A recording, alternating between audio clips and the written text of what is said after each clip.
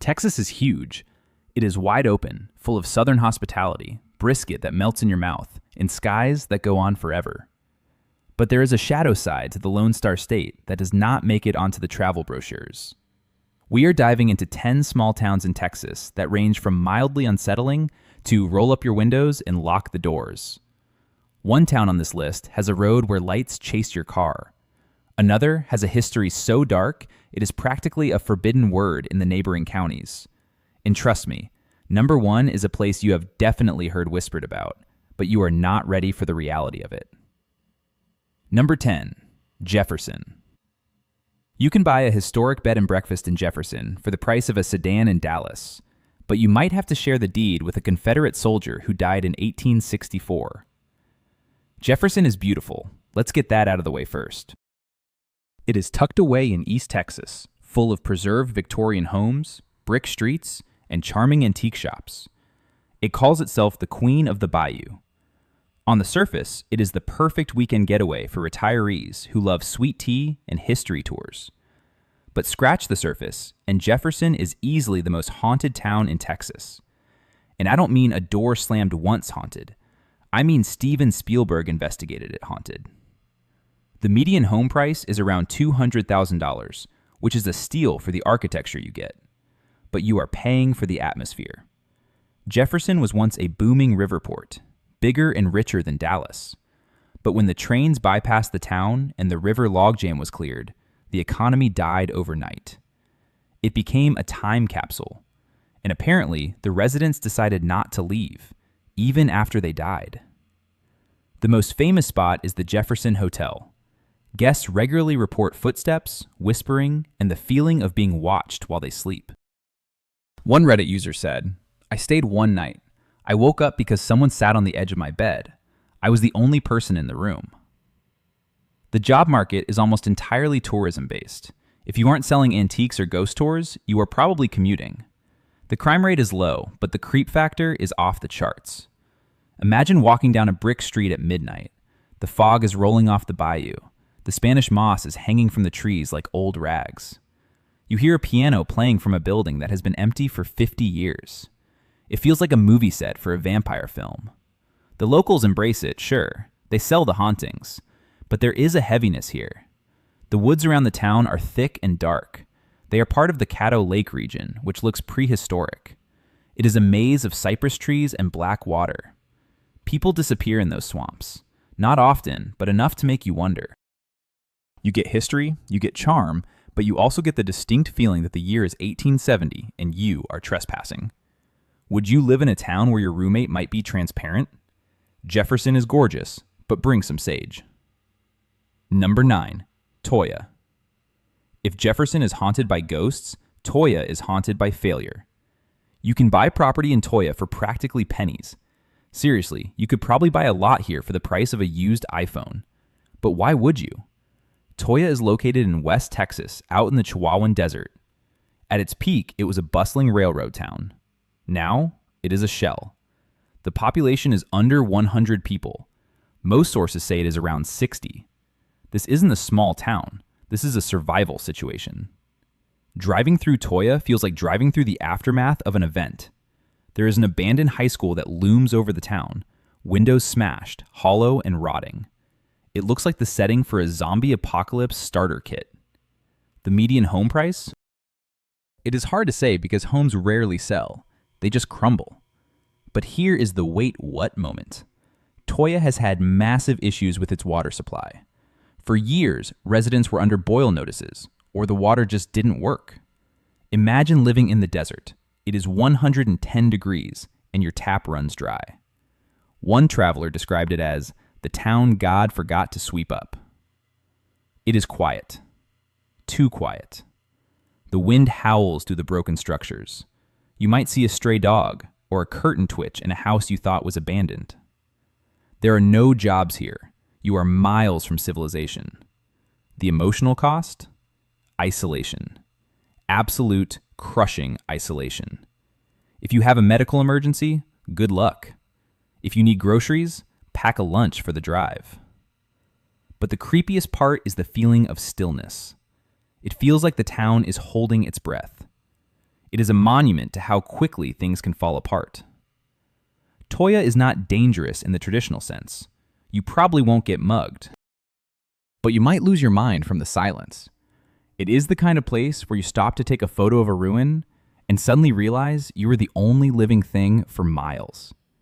Would you take a free house if it meant living in a ghost town that hasn't realized it is dead yet? Toya is waiting. Number 8, Saratoga. Saratoga sits deep in the big thicket of southeast Texas. This is not the open desert. This is the jungle.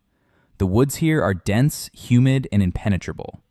You can buy land cheap, very cheap, but you are buying into the legend of the Ghost Road.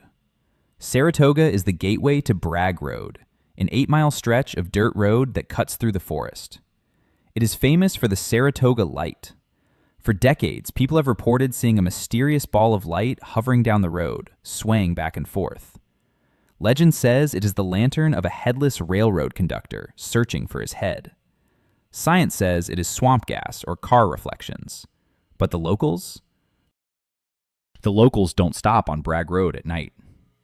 The town itself is tiny, fading, and feels swallowed by the forest. The median home price is low, often under $150,000 for a decent plot. But the economy is stagnant. It is timber country and oil country, but the boom is long over. The vibe here is heavy. The big thicket has a reputation. It is where outlaws used to hide because the law couldn't find them in the dense undergrowth. It is where bodies go when people don't want them found. One Reddit user mentioned, "The trees in Saratoga don't just block the sun. They block the cell signal and the hope." Driving through, you see rusted trailers, overgrown yards, and signs that say "Keep Out" written in hand-painted red letters. This isn't the friendly South. This is the mind-your-own-business South. The insects here are loud. The humidity wraps around you like a wet wool blanket. And at night, it is pitch black. There are no streetlights. Just you, the woods, and whatever that light is bobbing down the road behind you. Is it a ghost? Is it a gas pocket? Or is it someone with a flashlight wondering why you are parked in their woods? Saratoga is for people who want to disappear. If that is you, welcome home. Just don't look in the rearview mirror on Bragg Road. Number 7, Cut and Shoot. Yes, that is the real name. Cut and Shoot, Texas. You can buy a nice brick home on a large lot here for around $250,000. It is technically a suburb of Conroe now, growing fast, but it cannot shake its history or its name. The legend goes that back in 1912, a dispute at a church meeting almost turned violent. A little boy reportedly said, "I'm going to cut around the corner and shoot through the bushes." The name stuck. While the town is modernizing, there is still a deep backwoods energy in the older parts. It sits in the Piney Woods region, and for a long time, this was a place where disputes were settled. Informally. The creepiness here isn't ghosts. It is the vibe of aggressive privacy. There are properties here hidden behind 10-foot fences and thick tree lines. You get the feeling that what happens on those properties stays on those properties. The crime rate is relatively low, but the "don't tread on me" energy is sky high. It is the kind of place where hearing gunshots on a Tuesday afternoon is just target practice, not a cause for alarm. One visitor noted, "I stopped for gas, and the guy next to me had a pistol on his hip and a machete in his truck bed. He was just buying a Dr. Pepper." It is a town caught between the past and the future. New subdivisions are popping up next to land that hasn't changed in 100 years. But the name alone sets a tone. Cut and Shoot. It sounds like a threat. If you move here, you get great schools and big yards. But you also get the lingering feeling that everyone is armed and prepared for a standoff that hasn't happened yet. Would you put Cut and Shoot on your return address labels? It is certainly a conversation starter. Just make sure you are polite to the neighbors. Number 6, Alton. Alton is a small community just outside of Denton. You can buy land here, build a mansion, and live like a king. But you will be living next to the most legendary bridge in Texas folklore, the Old Alton Bridge, known to everyone as Goatman's Bridge. The bridge is closed to traffic now, but it is a magnet for thrill seekers and satanic panic legends. The story goes that a local goat farmer was lynched on the bridge by the KKK, and now a half-man, half-goat demon haunts the forest. Sounds silly? Tell that to the people who come back scratching, bruised, or terrified. But the town of Alton itself? It is weirdly normal, which makes it creepier. It is quiet, rural, and affluent in spots. But it is surrounded by these dark, dense, cross-timbers forests that feel ancient. At night, the fog settles in low.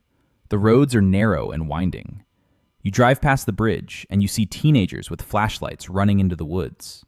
You see police cars patrolling, trying to keep the ghost hunters out. There is a weird energy collision here. You have wealthy people with horses living next to a site that is supposedly a portal to hell. The "wait, what?" moment? People claim that if you knock 3 times on the bridge at midnight, the goat man answers. But the real scary part is the history of racial violence that spawned the legend. The horror is real. The monster is just the metaphor. Living in Alton means your address is a campfire story. It means dealing with traffic from paranormal investigators. And it means wondering why your dog refuses to go into the backyard after dark. Is it the goat man? Or is it just a coyote? In Alton, you assume the worst and lock the door. Number 5, Mentone. Mentone is the capital of Loving County, the least populated county in the entire United States. Let that sink in. The least populated. We are talking about a population of roughly 60 to 80 people for the entire county. In Mentone itself, maybe 20. You cannot really buy a house here easily because there isn't really a market. There is a courthouse, a food truck, and a whole lot of nothing. It is located in the Permian Basin, surrounded by oil fields.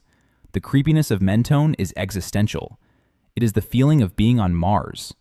The landscape is flat, dusty, and scarred by oil pumps nodding up and down like drinking birds.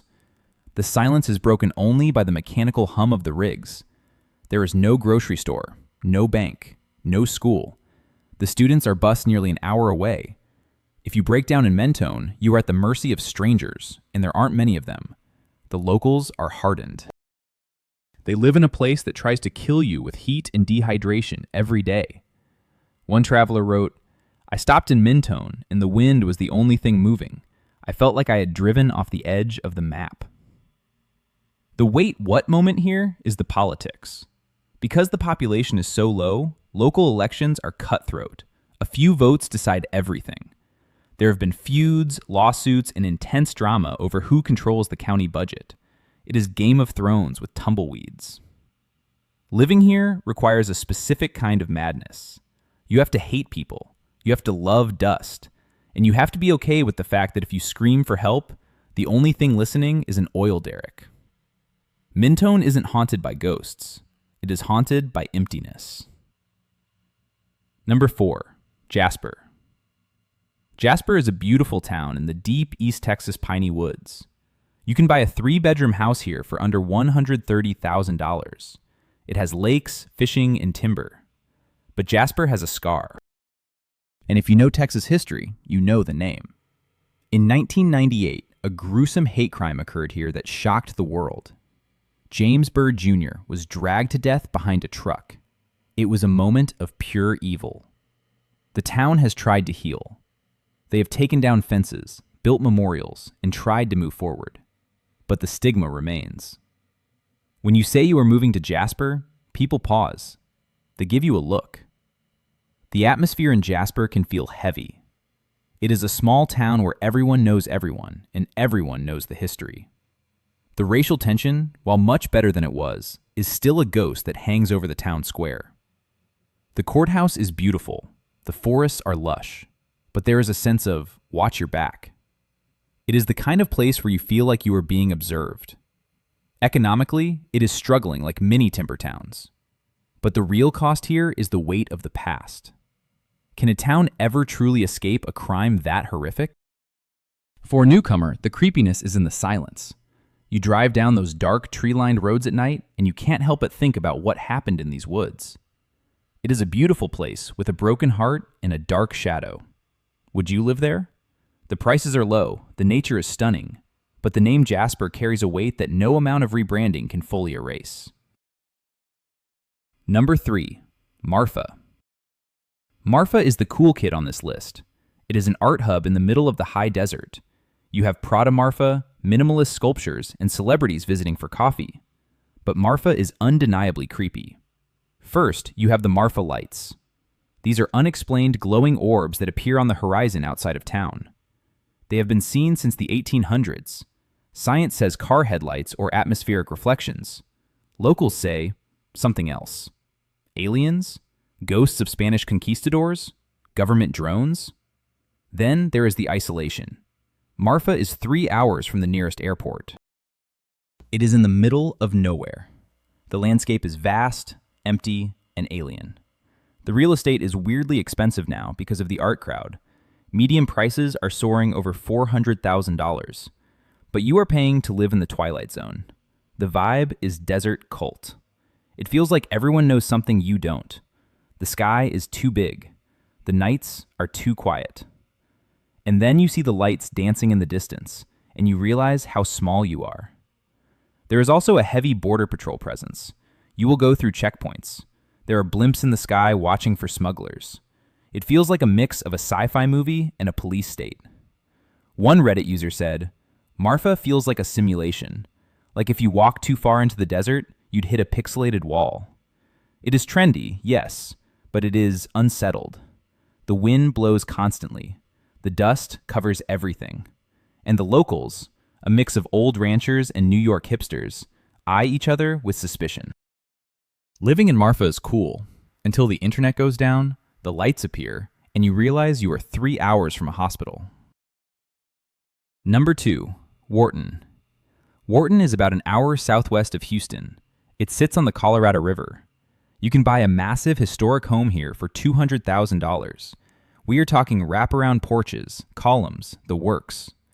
But Wharton is the setting of a horror story. Did you know the classic horror movie, The Texas Chainsaw Massacre, was partially filmed in and around this area?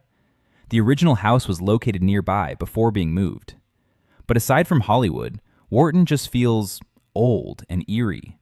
The town square is filled with buildings that look like they haven't been touched since 1950. The river is muddy and slow.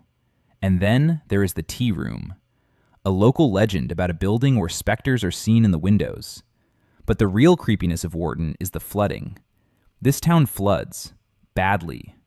The river rises and the town goes underwater.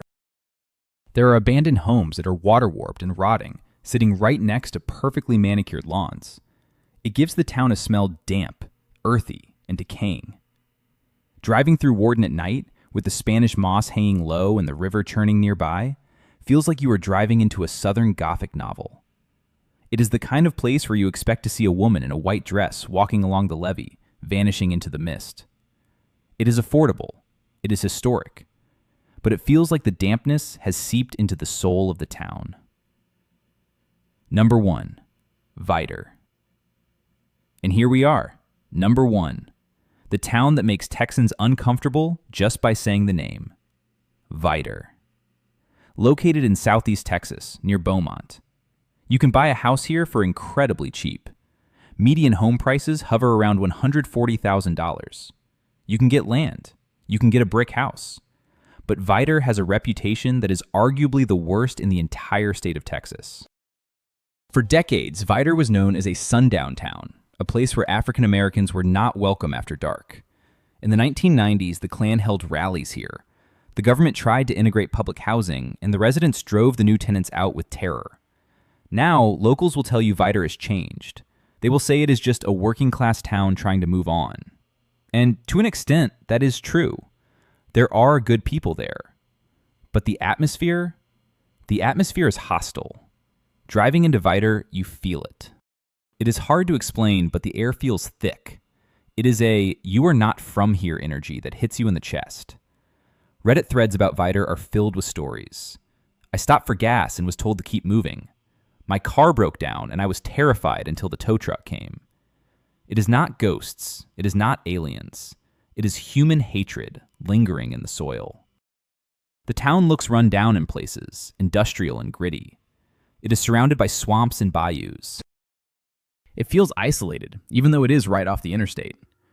The "wait, what" moment is the billboard wars that used to happen, or the stories of people being followed to the city limits by pickup trucks. Is it safe today? Statistically, yes, for most people. But emotionally, it is a fortress of bad vibes. It is the one place in Texas where almost everyone agrees, just keep driving. The cost of living is low, but the social cost?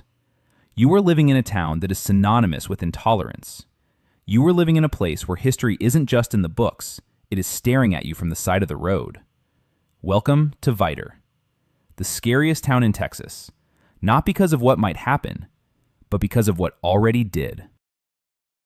So, there you have it. 10 towns in Texas where the real estate is cheap, but the vibes are expensive. From the ghost lights of Saratoga to the heavy silence of Toya and the dark history of Viter. Texas is a beautiful state, but it has teeth. It has corners where the shadows are a little longer and the nights are a little darker. Would you live in any of these towns for a cheap mortgage? Would you sleep in a haunted hotel in Jefferson or build a bunker in Mentone? Let me know in the comments. Which town on this list would you survive, and which one would you speed through without looking back? Like this video so I can afford to stay in a hotel with a deadbolt. Subscribe because the world is weird, and I am going to show you all of it. Stay safe, keep your gas tank full, and if you see a light following you on a back road, don't stop.